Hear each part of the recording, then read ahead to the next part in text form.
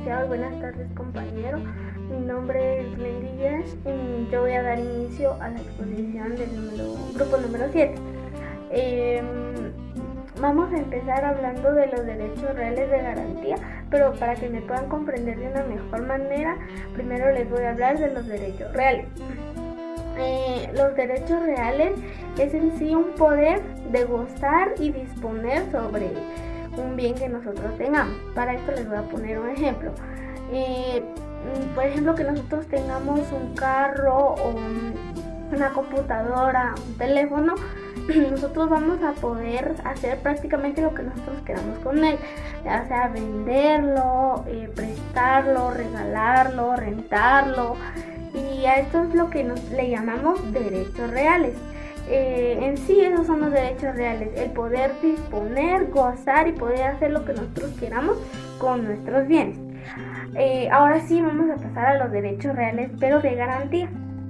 Estos son accesorios a una obligación y son utilizados para garantizar el cumplimiento de la misma.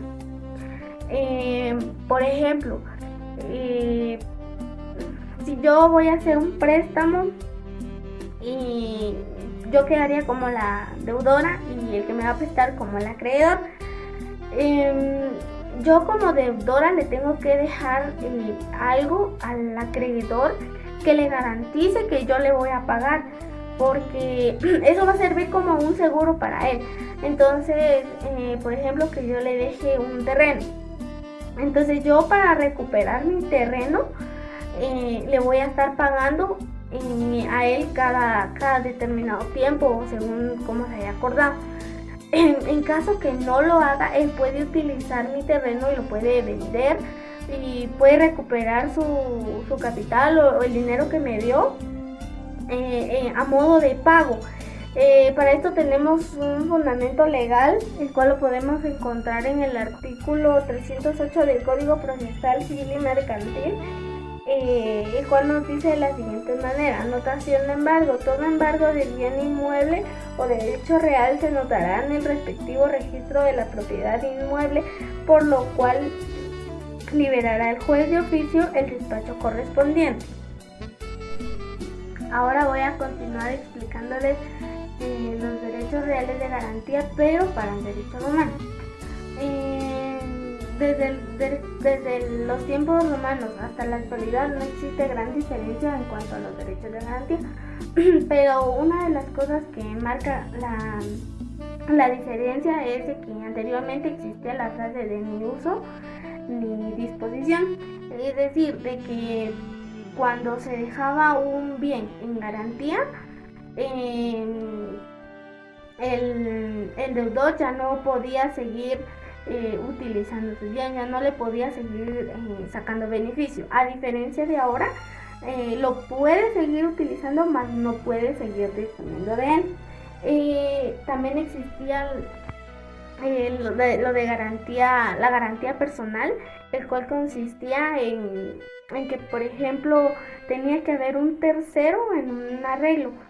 Por ejemplo, si se iba a hacer un préstamo de dinero, tenía que estar el deudor, el acreedor y un tercero. Esto también se utilizaba como garantía, ya que, por ejemplo, si el deudor no le pagaba al acreedor, entonces el tercero estaría pasando a adquirir las obligaciones del deudor. Él estaría pagándole lo que se le debe al acreedor. Esto se utilizaba como garantía, ya que el acreedor no permitía de que nada más se daba como que su dinero así y el acreedor el deudor ya no le estuviera pagando. Entonces, a diferencia de ahora que ya se utilizan bienes o ya se utilizan otro tipo de métodos, pero antes no. Entonces antes se utilizaba lo de la garantía personal. Existía una persona que se encargaba de adquirir las obligaciones en caso de que el deudor no las cumpliera. En la actualidad ya estaríamos hablando de un fiador. Ahora vamos a hablar de la fiducia cum creditori contracta. Esta es como una división de los derechos reales de garantía, pero del derecho romano. Esta también es llamada como contrato de buena fe, y esta como que se realizaba de la siguiente manera. Por ejemplo, si yo iba a hacer un préstamo, entonces le iba a dar en garantía uno de mis bienes al acreedor, que anteriormente era llamado como fiduciario.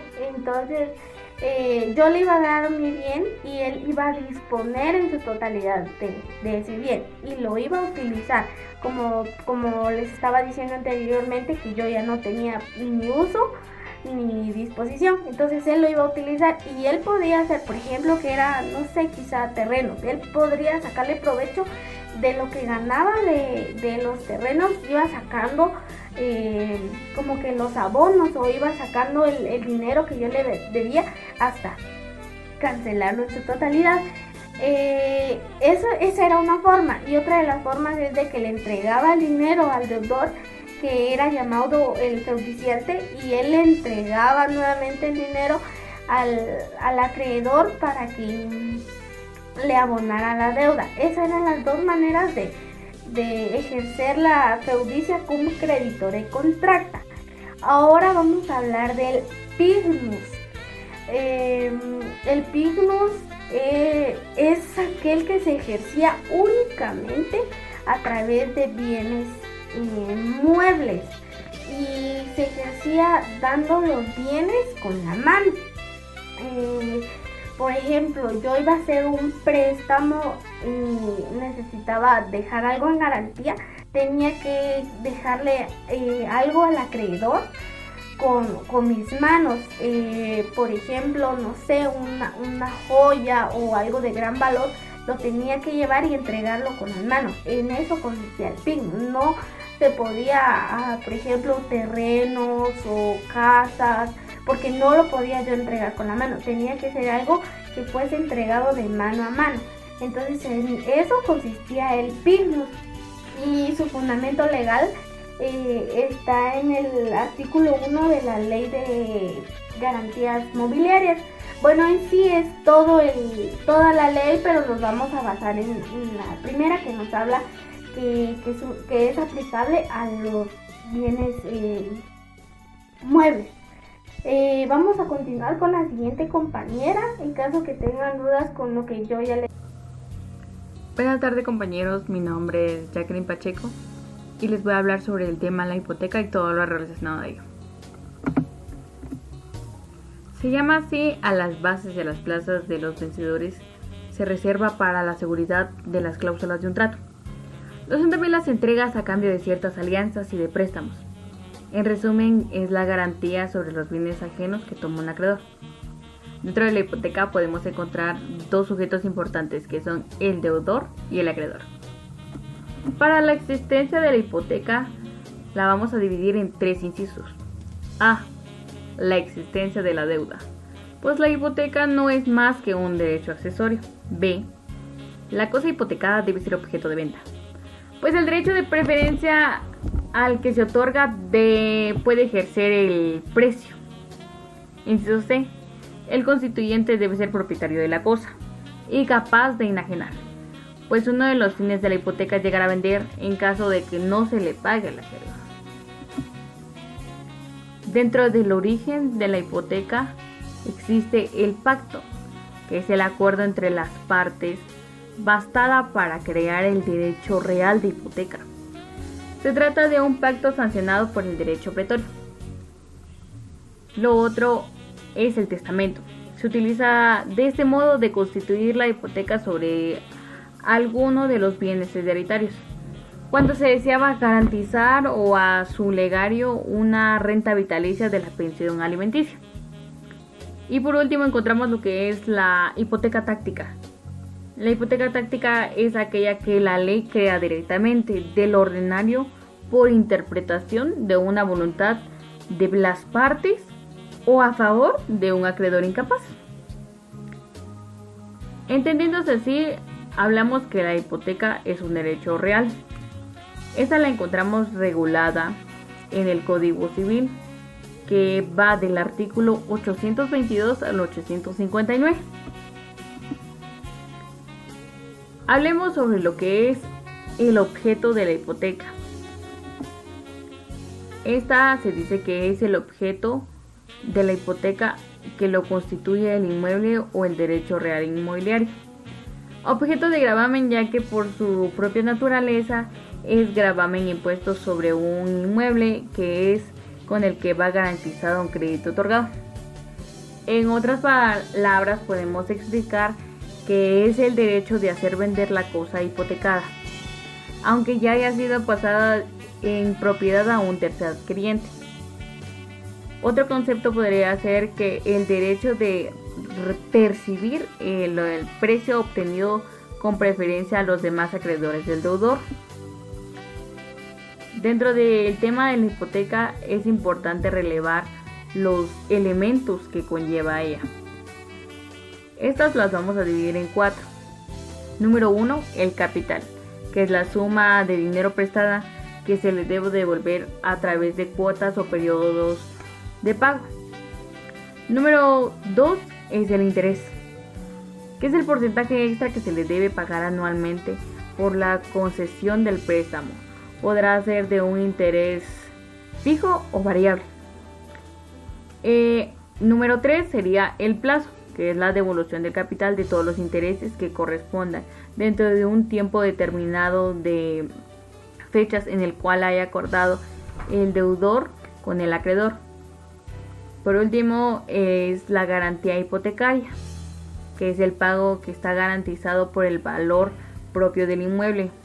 Lo permite el prestamista quedarse con la propiedad del bien inmueble en caso de impago.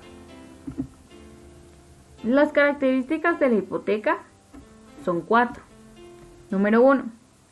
Constituye un derecho real. Número 2. No conlleva o implica la disposición del constituyente del bien gravado con hipoteca. Número 3. Que es un derecho accesorio de crédito principal. Y número 4. Es indivisible. Por último, la extinción de la hipoteca. La hipoteca se extingue como consecuencia de la extinción de crédito garantizado, a ver bien por las causas propias, como tal es el caso de la confusión. Además, extinguida de la hipoteca del propietario o del bien gravado, tiene derecho a pedir la cancelación. Si bien entendemos, la palabra extinción quiere decir desvanecer o desaparecer. Las razones de la extinción de la hipoteca se dividen en A, cuando por una catástrofe o desastre natural el bien desaparece. Dentro de estas dos se dividen en el que desaparece la garantía del bien inmueble. Lo otro sería: se resuelve o se extingue el derecho del deudor sobre el bien hipotecado. Inciso B. Se expropia del bien hipotecado. Inciso C. Es el remate judicial del bien. Inciso D. La remisión expresa del acreedor. Inciso E. Declaración escrita de la acción hipotecaria que se consolida con la propiedad del bien del acreedor. En resumen, podemos decir que la hipoteca es la garantía que se le da cuando pedimos un crédito a un acreedor, y esta queda como garantía del pago hacia el acreedor. Muchas gracias por su atención y esperamos que haya sido de su